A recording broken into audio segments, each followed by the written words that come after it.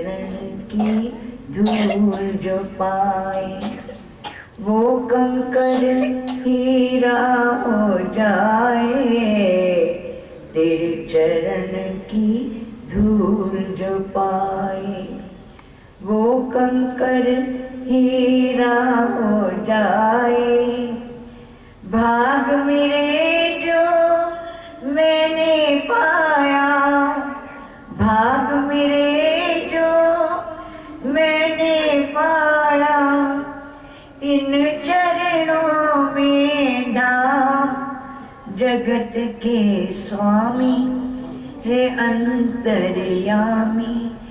मैं तुझसे क्या मांगू, मैं तुझसे क्या मांगू। हे रोम रोम में बसने वाले राम। बोल घाट वाले भगवान जी की जय। तेरे अंदर शीशा जड़े आए, तेरे अंदर शीशा जड़े आए।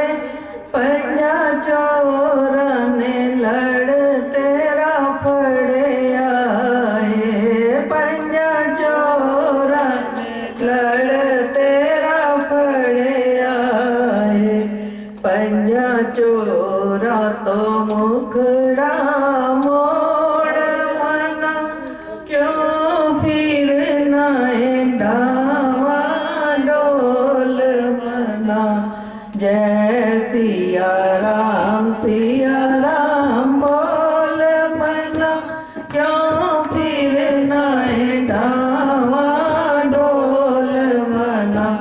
तेरे अंदर एक अलमारी है, तेरे अंदर एक अलमारी है। असज बैठी सूरत प्यारी है, जिसज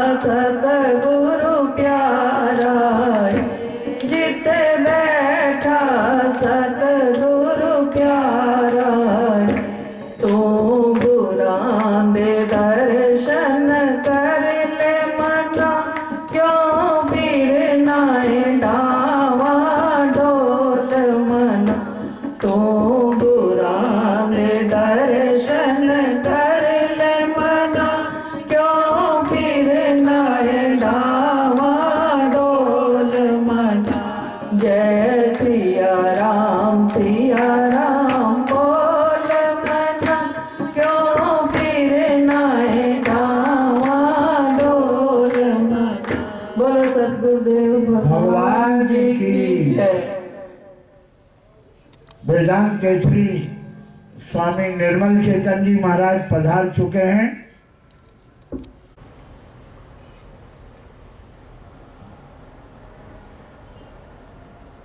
टाट वाला बाबा जी से ख्याति प्राप्त वेदांत केसरी उनकी पुण्य स्मृति में प्रतिवर्ष हो जाएगा। अलग जैसा है। राम का नाम क्यों, देखो बताती हैं माता जी ने बड़ा अच्छा प्रश्न किया। राम का नाम क्यों सत्य है?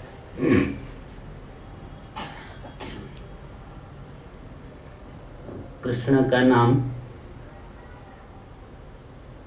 क्या है? बताओ ना, बोलो ना। राम का नाम क्यों सत्य है? तो कृष्ण का नाम मिथ्या है? नहीं है। क्या है वो? सत्य है। तो सब का नाम क्या आ गया फिर? किसका नाम मिथ्या? मिथ्या का नाम मिथ्या। समझ में आई बात? मिथ्या का नाम मिथ्या और सत्य का नाम सत्य। सोने की जो अंगूठी है उसका नाम झूठा, लेकिन सोने का जो नाम सोना वो सत्य। इससे क्या होता है कि इससे सत्य तो दो हो है नहीं।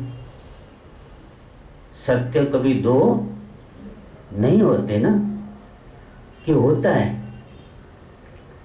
अच्छा आप लोग बताओ, इतने वर्षों से आ रहे हो, आप लोग सब एक हो कि झगड़ते भी हो? कभी लड़ते झगड़ते भी हो?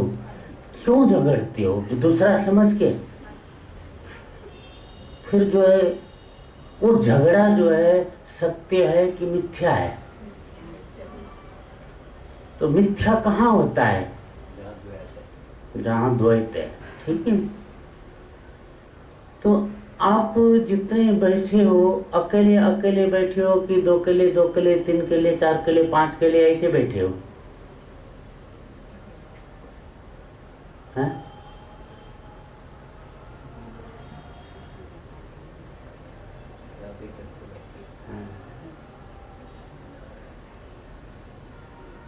पहले तो अच्छा चलो ये भी ठीक है। अब राम का नाम क्यों सत्य है? ठीक है। आप क्या हो सकते हो कि मिथ्या हो? पहले बोलो। हाँ ऐसे नहीं बोल देना तुक्का, सच्ची सच्ची बोलना। ये तुक्का वाला काम नहीं। ठीक है ना? मैं कभी कभी कहा करता, अच्छा जो है आप सच्चे कैसे हो? हाँ वो तो ब्रह्म सत्य हो गया ना, आप थोड़ी सत्य हो गए। तो ब्रह्म सत्य है तो सब जानते हैं। यही तो मैं कहता हूँ ना, गीता की आत्मा को, रामायण की आत्मा को, वेदों की आत्मा के बारे में हम भी जानते हैं, लेकिन अपनी आत्मा के बारे में कभी तुमने जाना? उपनिषद की आत्मा के बारे में जो है बहुत बड़े बड़े व्याख्यान होंगे, गीता के आत्मा के बारे में बड़े बड़े व्याख्यान होंगे, लेकिन उस व्याख्यान से तुम्हें क्या लाभ हुआ? उस आत्मा से तुम्हें क्या लेना देना? पहले अपनी बात करो। अब तुम सच हो, तुम्हें पक्का है कि तुम सच हो, तो फिर ये क्यों?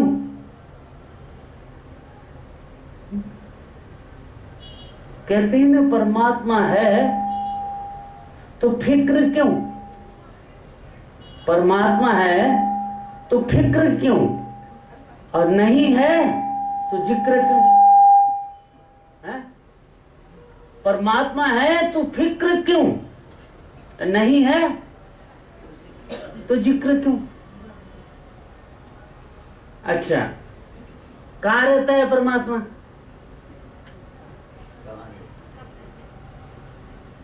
बताओ हमें किस ढंग से रहता है, पहले वो बताओ थोड़ा, कि हमें माने कि हाँ है वाकई रहता है। किस ढंग से हम माने कि हाँ रहता है? वो उसका हमें क्या? वो परमात्मा निराकार रूप में रहता है, उससे हमें क्या रोटी कपड़ा मकान मिलेगा? बताओ। परमात्मा निराकार रूप में इस दुनिया में रहता है, रहे तो हमें कौन सा फर्क पड़ना है? ना भी रहे तो हमारा क्या? बताओ।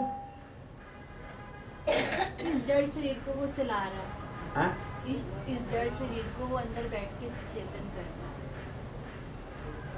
हाँ, ये बात तो ये भी ठीक है। फिर सब जगह कैसी है वो बताओ ना। हम तो वो पूछ रही हूँ, वो बात चल रही है ना, सब जगह कैसी है? उदाहरण दो, ऐसे है करके बताओ मेरे को कि मैं भी मानूंगी। हाँ वाकई सब जगह ये तो मैं भी जानता हूँ, दर्रे दर्रे में है झांकी भगवान की, किसी सूझ वाले आंख ने पहचाने की, वो तो मैं भी बोल दूंगा। भजन बोलने में या वो बोलने, ऐसे बोलने में क्या लगता है? लेकिन वाकई तुमने अनुभव किया है उस बात की जिक्र करो। हम तो वो जानते हैं।